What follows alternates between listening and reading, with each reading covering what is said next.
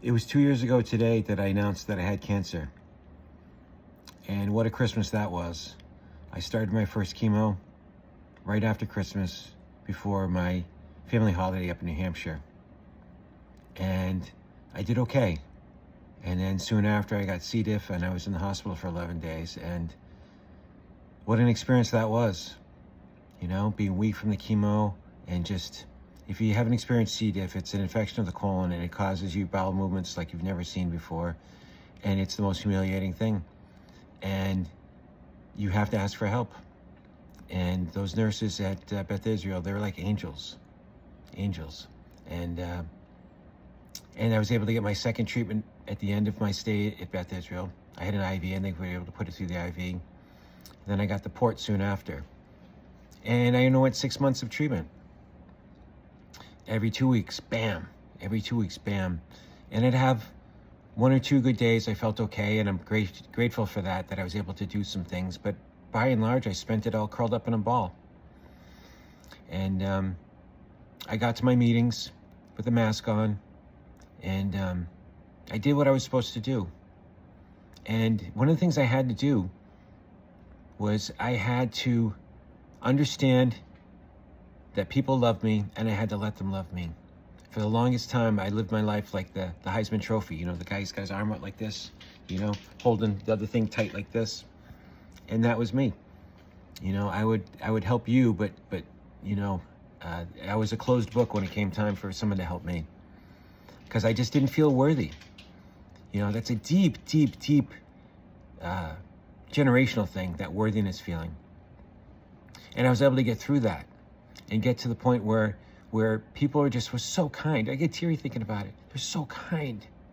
My wife's friends, they made meals for us. Like you wouldn't believe. You know, Tuesdays and Thursdays, we had meals delivered from friends. And it was so exciting. The kids were all excited, like, what's coming tonight? You know, it was really, it made a big difference. You know, the idea of just not having to figure out a meal or cook was so cool. And financially, people helped us tremendously. And you know, a friend put on a comedy night benefit. Friends organized it. It was wonderful. We had a wonderful musical benefit where just people from far and wide came. My friend flew in from Austin, Texas to play. You know, someone I really admire. And he blew my mind away when he played. It was incredible. And it was just such a great feeling of community. I just really felt like sometimes we row our boat out into the out in the pond, and we're out there by ourselves. And, you know, it's fun for a little bit, but then it just is like, man, I'm lonely out here, and man, I'm lost, you know? And somehow or another, I found my way back into community, you know? Because that's what I think is really important. So some of the life lessons that I learned was about getting into receiving mode, humility, and embracing community. And that's been like, my dog just stole my shoe. And that's been like so important to me. And I want to carry that and honor that and continue that. And I think I have. My friend Sean says to me all the time, he says, you went into your cancer one way and you came out a different way. And you know, and he says that with so much love because of how far I've come. And it's not like I wasn't loving and kind beforehand and thoughtful and all this stuff. It just, something happened. And I don't know, I love it. And this year, you know, I did a video on 11/22 that's been a magic number for me, and I felt like something more happened with that.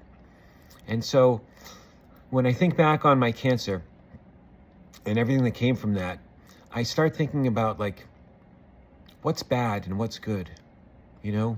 On the surface value, having cancer was bad, but on the spiritual soul level, it's exactly what I needed.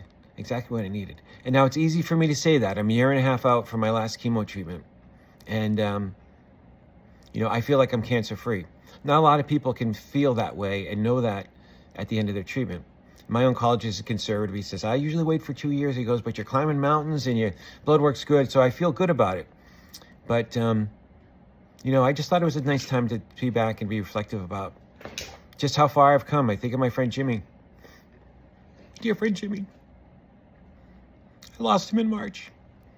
And he told me when we were hiking, he said, don't quit now. Look how far we've come, you know? And he also told me about like Sometimes we have to go down in order to find an easier pathway up.